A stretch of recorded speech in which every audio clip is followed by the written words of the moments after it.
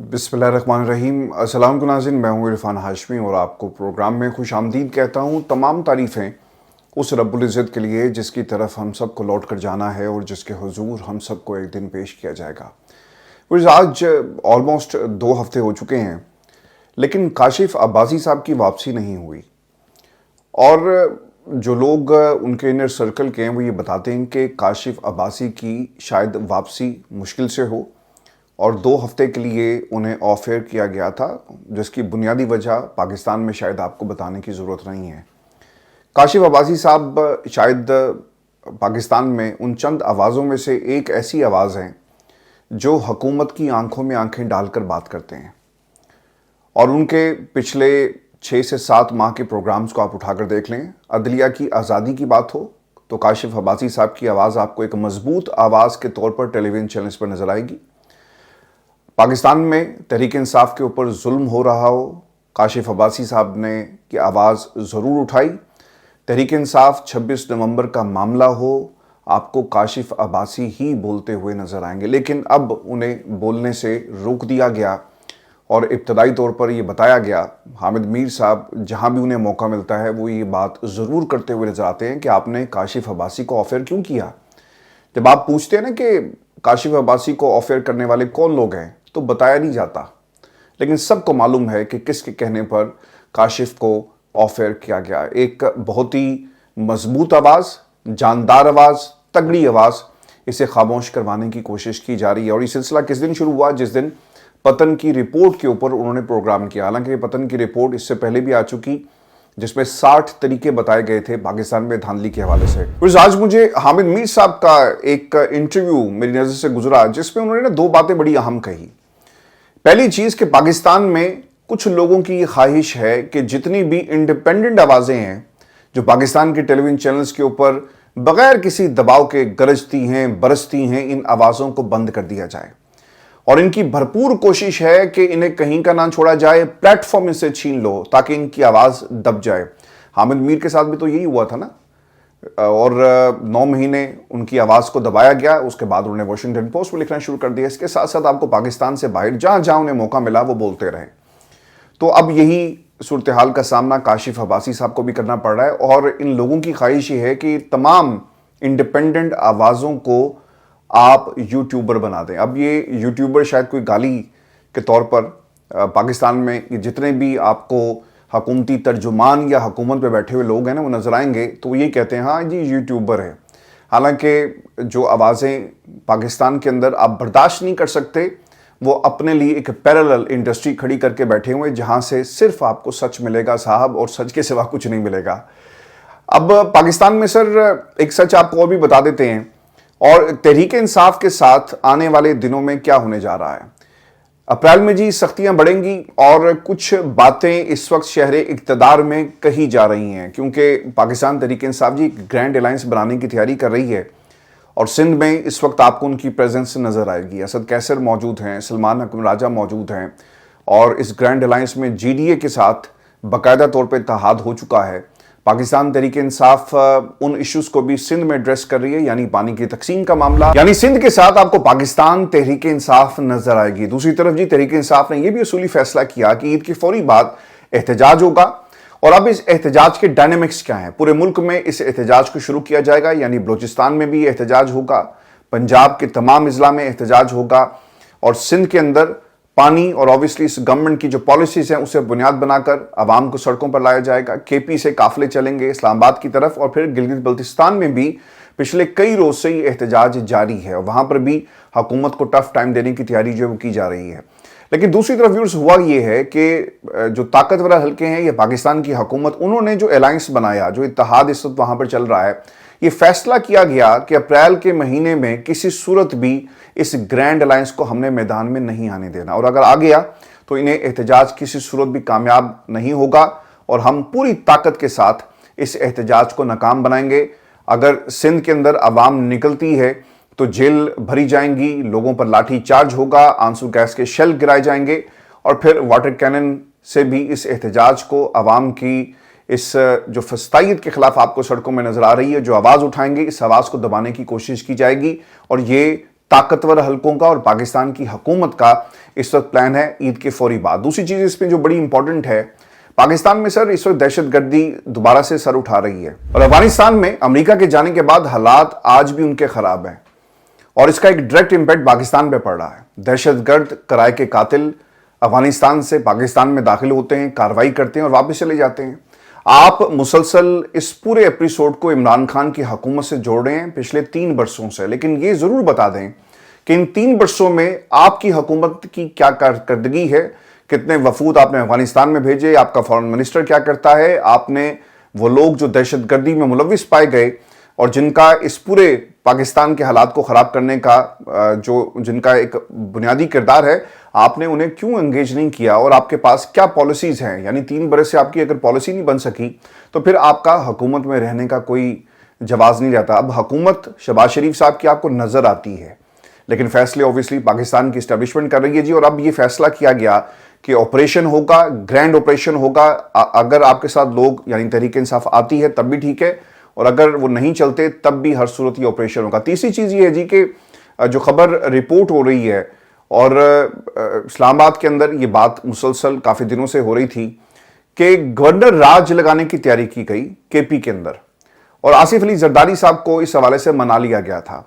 और जरदारी साहब ऑब्वियसली उम्र के इस हिस्से में बेटे को आपने वज़ीर आज़म भी तो बनाना ना, तो वज़ीर आज़म की कुर्सी पर बिठाने के लिए जरदारी साहब किसी भी कीमत को अदा करने के लिए तैयार हो गए। अब वहाँ पर आपकी अपनी हुकूमत तो है नहीं, बल्कि आपको हुकूमत मिलनी थी और गवर्नर क्योंकि फैसल करीम कुंडी साहब है, सब कुछ उनके पास आ जाना था, तो जरदारी साहब के लिए ये सौदा यकीनन घाटे का नहीं था और उन्हें कहा कि ठीक है हमें मंजूर है और आप गवर्नर राज लगा लें और हम आपके साथ हैं। लेकिन हुआ ये जी कि फैसल करीम कुंडी को हटाकर मौलाना फजल रहमान साहब को लगाने की बात की जा रही थी, यानी गवर्नर बनाने की बात की जा रही थी। और उसके पीछे हिकमत ये थी कि अगर फजल रहमान साहब इस कुर्सी पर बैठ जाते हैं तो इस तरह मौलाना भी उनके हाथ में रहेंगे और वो केपी के अंदर फजल रहमान के जरिए अपनी हुकूमत भी चलाएंगे और फिर इसके साथ साथ मौलाना को कंट्रोल भी किया जा सकेगा। क्योंकि दूसरी तरफ कहा यह जा रहा है कि शायद ये जो फजल रहमान ग्रुप है ये इस ग्रैंड अलायंस में शामिल होगा और सेकंड टियर लीडरशिप जो है वो जाएगी। और फिर जो दूसरा मशवरा दिया गया बिलावल जरदारी की तरफ से कि सूबाई हुकूमत ऑपरेशन के खिलाफ है और जैसे ही ऑपरेशन की बात होती है तो सूबाई असम्बली से सख्त किस्म का रद्द अमल आता है। जब ऑपरेशन इस्तेकाम पाकिस्तान की बात हुई तो तब भी तहरीक इंसाफ की तरफ से सख्त रद्द अमल आया और इमरान खान ये समझते हैं कि मामलात को बातचीत से हल किया जाए और आप अफगानिस्तान से बात करें, वफूद भेजें और गोली किसी मसले का हल नहीं होता। आपने अमेरिका के हालात देखे नहीं, 20 बरसों में अमेरिका ने अफगानिस्तान को ताकत के जोर पर कंट्रोल करने की कोशिश की। वक्ती तौर पर लगता था कि शायद अफगानिस्तान के अंदर अमेरिका जो है वो जीत रहा है, लेकिन आखिरकार अमेरिका को भागना पड़ा, अपना सारा मिलिट्री इक्विपमेंट जो है वो छोड़कर भागे, जिसका आज जो है वो अमेरिका मुतालबा कर रहा है कि अगर हमारा इक्विपमेंट वापस ना किया गया तो हम दोबारा से अफगानिस्तान के अंदर जंग जो है वो शुरू कर सकते हैं। तो ये वो तमाम चीज़ें थी जिसे बिलावल जरदारी साहब के बारे में कहा जाता है कि उन्होंने गवर्नर राज की मुखालफत की और उन्होंने कहा कि किसी सूरत भी मैं केपी के अंदर गवर्नर राज नहीं लगने दूंगा। अब जो अगली चीज़ है जी वो है सिंध के मसाइल। अब इसके अंदर क्या क्या चीज़ें हैं ये भी मैं आपके साथ शेयर कर देता हूँ कि तहरीक इंसाफ सिंध के नेशनलिस्ट को सपोर्ट कर रही है जी और वो कराची में एहतजाज भी करेगी और वो चाहते हैं कि पंजाब से कोई नहरें ना निकाली जाएं और उनका मौक़िफ़ ये है कि पानी सिंध का है और हम ये पानी किसी सूरत भी चोरी नहीं होने देंगे। वह आपको मालूम है ना कि ग्रीन इनिशिएटिव जो है वो हुकूमत और पाकिस्तान की इस्टेब्लिशमेंट का एक जॉइंट वेंचर है और इस वेंचर के ख़िलाफ़ अब ऑब्वियसली एहतजाज शुरू हो चुका है और नहरें अगर निकाली गई सिंध का पानी तकसीम होगा। पंजाब इसके ऊपर क्या रिएक्शन देता है, ऑब्वियसली इनकी हाँ थी और दूसरी तरफ जो रिएक्शन है वो पाकिस्तान पीपल्स पार्टी का देखना है कि वो इस पूरे मामले को कैसे आगे निगोशिएट करती है पाकिस्तान के ताकतवर हलकों के साथ। जो अगला नुक्ता है जी इस ग्रैंड अलायंस के तनाजुर में वो है बलोचिस्तान की सिचुएशन और पाकिस्तान के ताकतवर हलके अगर इमरान खान की जमात या ग्रैंड अलायंस बलोचिस्तान में किसी से जाकर बात करते हैं तो ऑब्वियसली ये भी एक वजह बन सकती है नाराज़गी की और महारंग बलोच से, क्योंकि खान साहब ने कहा था ना कि आप जाकर बात करें اور آن بورڈ لیں ان تمام آوازوں کو جو پاکستان میں جمہوریت چاہتے ہیں اور اپنے حق کے لیے اس وقت آواز بلند کر رہے ہیں.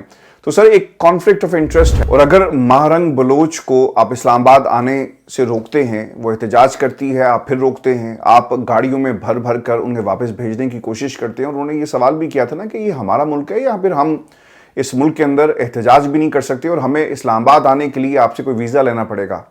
تو سر یہ ایک کانفلکٹ آف انٹرسٹ جو ہے وہ ہو سکتا ہے. تو اس بنیاد کے اوپر بھی پاکستان تحریک انصاف کے اس گرینڈ الائنس کو حکومت اور پاکستان کے طاقتور حلقے جو ہیں وہ دبانا چاہتے ہیں. اب اپوزیشن الائنس بنے گا یا نہیں بنے گا؟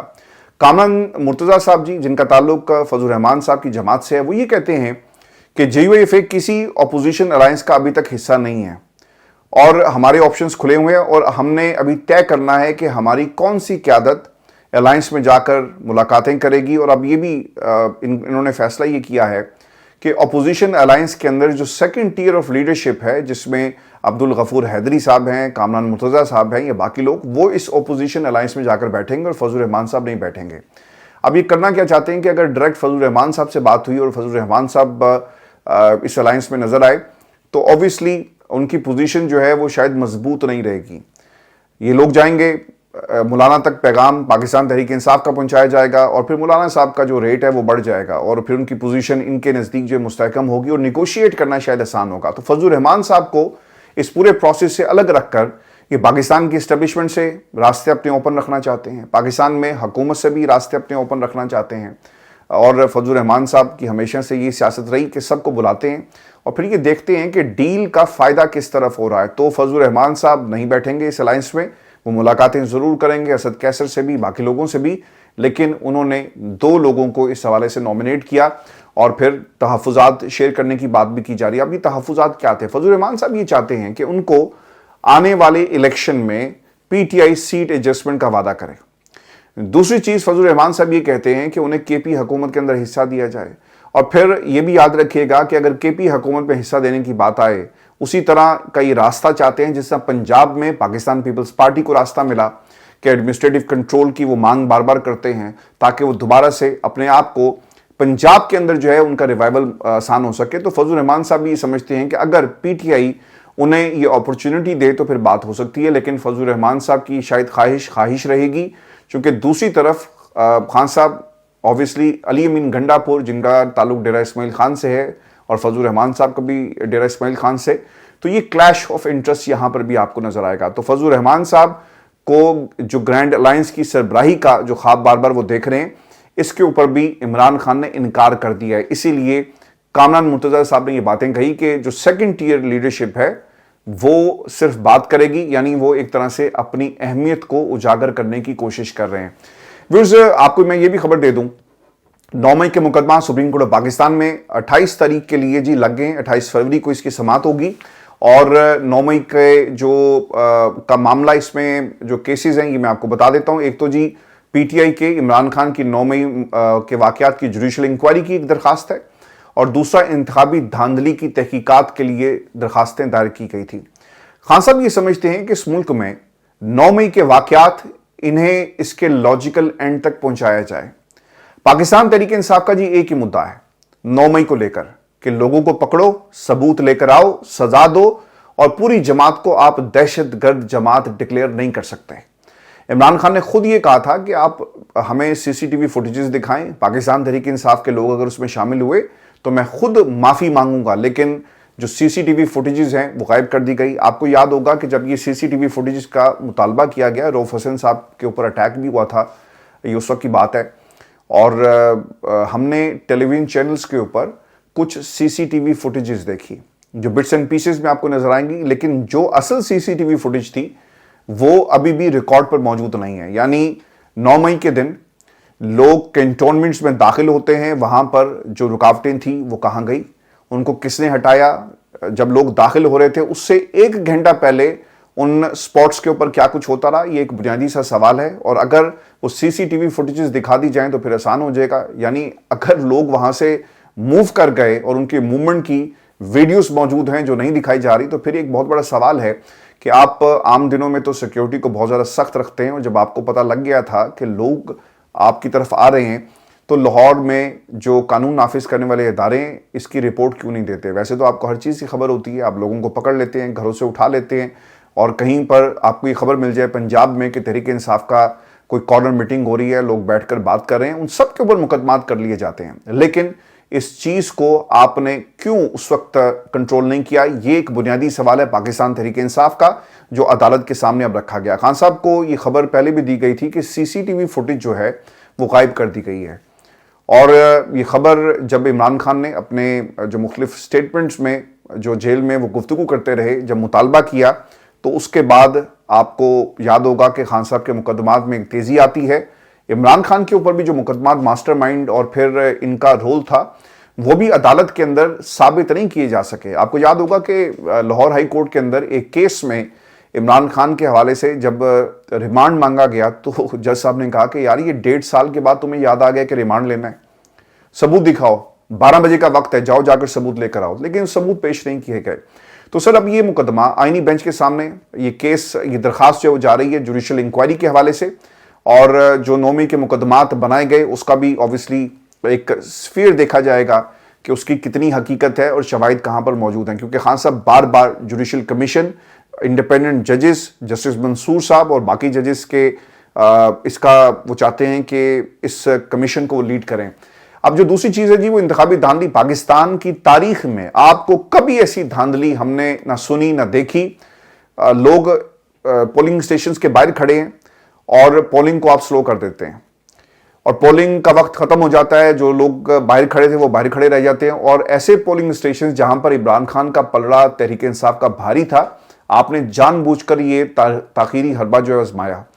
پھر ڈبوں کو تبدیل کر دیا گیا۔ آپ کو ہزاروں کی تعداد میں ایسے ویژولز جو ہیں پاکستان کے سوشل میڈیا پر ہی صرف ملیں گے جہاں پر جو ڈبے ہیں ان کو آگ لگائی جا رہی ہے، ڈبے لوگ چھین کر بھاگ رہے ہیں، تبدیل کیے جا رہے ہیں، لوگ اپنے حق کا دفاع کرتے ہوئے آپ کو ان ویڈیوز میں نظر آئیں گے، اور کچھ خفیہ ہاتھ بھی آپ کو انہی ویڈیوز میں نظر آتے ہیں۔ تو خان صاحب کیا کہہ رہے ہیں کہ ایک جوڈیشل انکوائری کروائی جائے، اور الیکشن کمیشن اور ویب سائٹ جی سب سے بڑا ثبوت ہے جہاں پر تبدیلیاں مسلسل کی جا رہی ہیں۔ پتن کی رپورٹ کیا تھی؟ کاشف عباسی کو کس جرم کی سزا ملی اور اس کے پروگرام سے اسے آف ایئر کر دیا جاتا ہے؟ پتن کے دفتر پر چھاپا مارا کس وجہ سے کہ 60 طریقے انہوں نے بتائے کہ دھاندلی اس انتخاب کے اندر کیسے ہوئی۔ آپ نے پاکستان میں جوڈیشل کمیشن جو مطالبہ تحریک انصاف کر رہی ہے، جو کمیشنز، جو الیکشن ٹربیونلز موجود تھے، آپ نے ان کے ججز تبدیل کر دیے۔ الیکشن کمیشن اس پورے کھیل میں شامل تھا، اور کچھ سوالات ویورز ہم نے الیکشن کمیشن صاحب کے حوالے سے بھی تیار کی ہیں، اور یہ 8 سوالات ہیں، اور دیکھنا یہ ہوگا کہ کیا ان دونوں درخواستوں میں پاکستان کا یہ آئینی بینچ اس کا جواب دیتا ہے یا نہیں دیتا۔ پہلا سوال یہ ہے کہ کیا سپریم کورٹ جوڈیشل کمیشن بنانے کی اجازت دے گی، حکم دے گی کہ ٹھیک ہے جی جوڈیشل کمیشن بنایا جائے۔ اب انہوں نے پتہ کیا کرنا ہے؟ انہوں نے کرنا یہ کہ دیکھیں یہ جہاں تک تعلق ہے الیکشن کا، تو الیکشن کمیشن ایک آئینی ادارہ ہے، اس کے ایک اپنے قوانین ہے، ایک اپنی انڈیپینڈنٹ باڈی ہے، تو آپ یہ معاملہ الیکشن کمیشن آف پاکستان کے سامنے لے کر چلے جائیں۔ اگر الیکشن کمیشن آف پاکستان خود ہی سے گلٹی پارٹی ہے تو اس کی شکایت کہاں لگائی جائے؟ جس نے نظام کو فیسیلیٹیٹ کیا اور بینیفیشری آپ کو اس وقت پاکستان کی حکومت میں نظر آئیں گے۔ تو سر یہ اس طرح سے آپ کو فیصلہ آتا ہوا نظر آ رہا ہے۔ دوسری چیز اس میں جو انٹرسٹنگ ہے کہ جسٹس امین الدین کی سربراہی میں 5 رکنی بینچ اس کی سماعت کرے گا، اور شیر افضل مروت صاحب بھی اس کے اندر جی فریق ہیں۔ دوسرا سوال، کیا اس کی شفاف تحقیقات ہوں گی؟ کبھی بھی نہیں ہوں گی، اجازت ہی نہیں ملنی۔ کیا اس میں سپریم کورٹ کے سینئر ججز کو شامل کیا جائے گا؟ کیا دھاندلی کی تحقیقات ہو پائیں گی؟ اب یہ جو سینئر ججز ہیں نا، ان میں جسٹس منصور ہیں، جسٹس منیب اختر ہیں، اطہر ملا ہیں، کیا ان ججز کو آپ لے کر آئیں گے؟ نہیں، بلکہ اس جج کو لے کر آئیں گے جسے آپ کہیں اور سے لے کر آئیں۔ اور جو پتن کی رپورٹ ہے، اسے کیا کمیشن اسے شامل کرے گا؟ دھاندلی کی تحقیقات ہو پائیں گی؟ کیا حکومت جواب دے گی کہ جسٹس جہانگیری نے جب حلقے کھولنے کا کہا تو ان کے خلاف محاذ کیوں کھولا گیا؟ آپ کو یاد ہوگا کہ جہانگیری صاحب نے ایک اور بھی کام کیا تھا، اور شاید یہی ان کی غلطی تھی، اور اسی غلطی کی انہیں سزا دی گئی اور ان کی ڈگری کو چیلنج کیا گیا، جعلی قرار دینے کی کوشش کی گئی۔ انہوں نے کہا تھا کہ ایک تو آپ سب لوگ بیان حلفی دیں گے اور ریکارڈ لے کر آئیں، اور اس ریکارڈ کو ہم باہر سے اگر ہمیں کروانا پڑا نا اس کو چیک، تو ہم باہر بھی اس ریکارڈ کو بھیج سکتے ہیں، یعنی ٹیمپرنگ ہوئی ہے، جو ورڈز تھے اوور رائٹنگ کی گئی۔ تو یہ وہ بنیاد بنی کہ آپ نے جہانگیری صاحب کو چینج کر دیا اور پھر انہوں نے جس قسم کی اس فسطائیت کا سامنا کیا، صرف پاکستان میں ایک راہ گیر سڑک پہ چلنے والا جو شخص ہے وہ اس فسطائیت کا سامنا نہیں کر رہا، بلکہ آپ کو اس ملک کے ججز بھی اسی قسم کی فسطائیت اور اس نظام سے لڑتے ہوئے نظر آئیں گے۔ چیف الیکشن کمیشنر کو کیا فارغ کیا جائے گا؟ کبھی بھی نہیں جی، ان کا بندہ ہے 26ویں آئینی ترمیم کے ثمرات، and he is also the beneficiary, یہ کام بھی نہیں ہوگا۔ تو پاکستان میں سر کچھ سوالات الیکشن کمیشن آف پاکستان کے لیے بھی ہیں کہ الیکشن ٹریبونلز میں ریٹائرڈ ججز کیوں لگائے گئے، الیکشن ایکٹ میں بار بار تبدیلی کیوں کی گئی، کیا الیکشن کمیشن جواب دے گا کہ فارم 45 میں تبدیلی کر کے 100% رزلٹ آپ نے ڈکلیئر کیا؟ کبھی آپ نے دنیا کی کسی ملک کی ایسی تاریخ دیکھی جہاں پر بہترین ڈیموکریسی بھی آپ کو ملے گی، کبھی بھی 100% رزلٹ نہیں آتا، یعنی 100% سے زیادہ ووٹ آپ نے ڈال دیے ایک حلقے میں، ایک پولنگ اسٹیشن پہ اگر 300 ووٹ ہیں تو آپ کو وہاں سے 400 ووٹ نکلتے ہوئے نظر آ رہے ہیں۔ تو یہ ان کی پرفارمنس تھی۔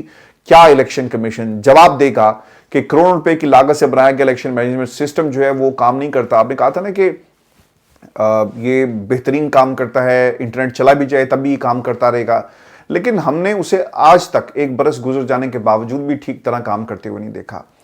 اور لوگوں کے کاغذات کیوں چھینے گئے؟ سر یہ وہ سوالات ہیں جس کا جواب کسی کے پاس نہیں ہے۔ راولپنڈی کا جو کمشنر تھا آج بھی لاپتہ ہے اور کوئی بھی آپ کو یہ آواز اٹھاتا نظر نہیں آئے گا۔ لیاقت چٹھا صاحب جو تھے کمشنر راولپنڈی، ان کے حوالے سے بھی تحریک انصاف نے آواز نہیں اٹھائی۔ اختر حسین صاحب جی جو وجہ بنے اس ملک کے اندر ججز کی تعیناتی کی، اب انہوں نے استعفیٰ دیا، اس کے بعد ان کا ایک انٹرویو آیا۔ اختر حسین صاحب کیا کہتے ہیں ان کی زبانی کہ آئین کے تحت ججوں کی ٹرانسفر ہو سکتی ہے، مگر جج لا کر سینئر موسٹ بنانا درست نہیں ہے۔ جب یہ ہو رہا تھا اور ڈسکشن بھی وہاں پر ہوئی نا، تو آپ کو کہنا چاہیے تھا کہ یہ جج اگر وہاں سے آ رہا ہے تو کسی طرح بھی اس کو سینئر موسٹ ڈکلیئر نہیں کیا جا سکتا۔ یہ پاکستان میں بچے بچے کو معلوم تھا، اور اگر کسی کو معلوم نہیں ہے تو وہ ہیں اختر حسین صاحب، اور یہ کہتے ہیں کہ یہ درست نہیں ہے۔ پہلے آپ نے چوری کروا دی، ڈاکہ پڑ گیا، اور اس کے بعد آپ کہتے ہیں کہ یہ غلط ہوا۔ چیف جسٹس پاکستان یحییٰ فیدی نے میٹنگ میں کہا اختر حسین یہ بھی دعویٰ کرتے ہیں کہ وہ اسے درست نہیں سمجھتے، ایسا نہیں ہونا چاہیے، مگر کمیشن میں اکثریت سے فیصلہ ہو گیا۔ اب لاہور سے سپریم کورٹ ججز لانے پر جھگڑا ہے، اور پاکستان تحریک انصاف کا سب لوگوں نے جھنڈا اٹھایا ہوا ہے۔ جو تحریک چلانے کی بات کریں وہ یہ کہتے ہیں کہ اگر آپ عدلیہ کی آزادی کی بات کریں تو پھر تو تحریک بنتی ہے، لیکن یہاں پر تحریک انصاف کا جھنڈا آپ کو لوگ اٹھائے ہوئے نظر آئیں گے۔ اب سر مسئلہ یہ ہے کہ جو لوگ اس کمیشن کے اندر اختر حسین صاحب موجود ہیں، انہوں نے کس کا جھنڈا اٹھایا اور کس کا ڈنڈا ہے یہ بھی بتا دیں۔ پاکستان کے اندر ڈنڈے کی سرکار ہے، اور اس سرکار کو کون ہانک رہا ہے یہ بھی قوم کو بتا دیں، چونکہ جتنے لوگ آپ کو کمیشن میں بیٹھے ہوئے نظر آئیں گے یہ کسی نہ کسی قبیلے کی نمائندگی کرتے ہیں، اور یہ بھی حسن اتفاق ہے کہ اس کمیشن میں آپ کو شامل کر کے جتنے بھی لوگ ہیں وہ پاکستان کے طاقتور حلقوں کی اور ایک خاص قسم کے مائنڈ سیٹ کی نمائندگی کرتے ہیں۔ تو سر یہ اس ملک کے اندر سب کچھ کرنے کے بعد آپ نے ایک آئین کا قتل کیا، آپ نے نظام کو سولی پر لٹکا دیا، اور اس کے بعد آپ کہتے ہیں کہ جناب میں اس نظام کا حصہ نہیں بنوں گا۔ پھر انہوں نے نا عامر فاروق صاحب کے حوالے سے بھی یہ کلیم کیا کہ ہم نے ان کی مخالفت کی تھی کہ یہ درست نہیں ہے، نیچے خرابی پیدا ہوگی، اور بار کونسل نے مجھے استعفے کا نہیں کہا۔ اس وقت جو تحریک چل رہی ہے پاکستان تحریک انصاف کے لیے ہے، اور اس وقت ایک آزاد وکلا تحریک کی ضرورت ہے۔ میں 6 سال جوڈیشل کمیشن کا ممبر رہا، پہلے جج لگانے کا مکمل اختیار ججز کی اکثریت کے پاس تھا، سابقہ چیف جسٹس اپنا اختیار چھوڑنے کو تیار نہیں تھے، دیگر ارکان سے مشاورت کیے بغیر چیف جسٹس اور ججز خود طے کر آتے تھے، اور مرضی کے جج کمیٹی میں اکثریت کی بنیاد پر لگائے جاتے۔ اب 26ویں ترمیم کے بعد 13 میں سے جج 3 اور باقی رکن زیادہ ہیں، ہر رکن جج کا نام نامزد کر سکتا ہے، اور ایسا تو 50 نام آ جاتے۔ کوئی رولز ہونے چاہیے، شارٹ لسٹ کمیٹی ہونی چاہیے۔ انہوں نے اپنی جاتے نا کچھ باتیں ہیں جو انہوں نے کہی ہیں۔ پاکستان کے اندر یہی لوگ ہیں جو نظام کے اوپر حملہ آور ہوتے ہیں، اور اس کے بعد آپ کو اس قسم کا بھاشن دیتے ہوئے نظر آئیں گے۔ میں آپ کو نا ایک حکومت کی جو 1 سال کی کارکردگی ہے اور پلڈاٹ کی ایک رپورٹ جاری ہوئی، یہ بھی آپ کے ساتھ میں شیئر کر دیتا ہوں۔ خبر کے مطابق 28 فروری 2025 کو 16ویں قومی اسمبلی کا پہلا سال اختتام پذیر ہوگا۔ پلڈاٹ نے پارلیمان میں قانون سازی اور وفاقی کابینہ کے اراکین کی کارکردگی کے حوالے سے اس رپورٹ کو مرتب کیا، جس میں وہ یہ کہتے ہیں کہ پارلیمنٹ میں وفاقی کابینہ کے ممبران کی کارکردگی کا جائزہ لینے کے لیے یہ رپورٹ تشکیل دی گئی۔ پلڈاٹ کے مطابق سینیٹر اعظم نذیر تارڑ 2024 اور 2025 کے سیشن کے دوران پارلیمنٹ میں اپنی کارکردگی کے لحاظ سے वफाकी काबीना के सबसे ज़्यादा बाअसर और मौसर मेंबर के तौर पर उभरे। जिनके पास 3 ओहदे हैं, उनके पास कानून और इंसाफ, इंसानी हकूक और पार्लिमानी अमूर के महकमे हैं। अब देखें, जो आज़म नज़ीर तारड़ साहब है ना, जितनी भी कानून साजी हुई, तरामीम तैयार की गई, उसमें ऑब्वियसली इनका हाथ था और इनकी मुशावरत शामिल है हाउस ऑफ शरीफ के साथ, फिर जरदारी साहब के साथ, उधर से फारूक चनाइक थे और इरफान कादिर साहब उधर से नुमाइंदगी कर रहे थे। तो इन्होंने मिलकर ये 26वीं आईनी तरमीम का मुसवदा जो है वो तैयार किया। ज़्यादातर बताया ही जाता है कि इरफान कादिर साहब वॉज द पर्सन जिन्होंने 26वीं आईनी तरमीम जो है उसे तरतीब दिया। उसमें जो गलतियाँ भी पॉइंट आउट हुई, उसमें भी कादिर साहब का हाथ था। सेनेटर आज़म नज़ीर तारड़ को हुकूमत वक्त की तरफ से ये एजाज़ हासिल है कि कानून साजी के हवाले से उन्होंने सबसे ज़्यादा 38 हुकूमती बिलों की मंजूरी दी।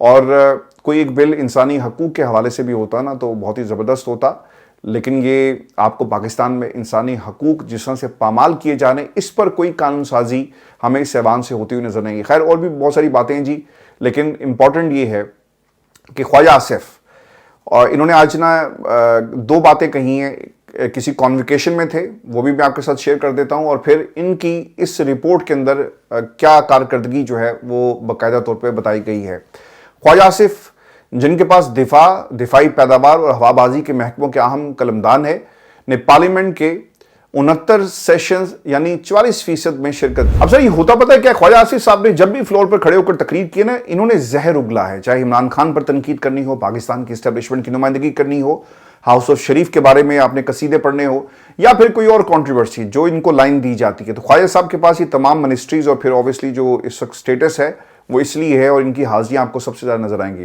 लेकिन ख्वाजा साहब ने ना एक और आज जो तकरीर की है ख्वाजा मोहम्मद सफदर मेडिकल कॉलेज सियालकोट के अंदर, वो ये कहते हैं कि हमारा जोग्राफी 1971 में बदला गया और निसाब 80 की दहाई में तब्दील किया गया।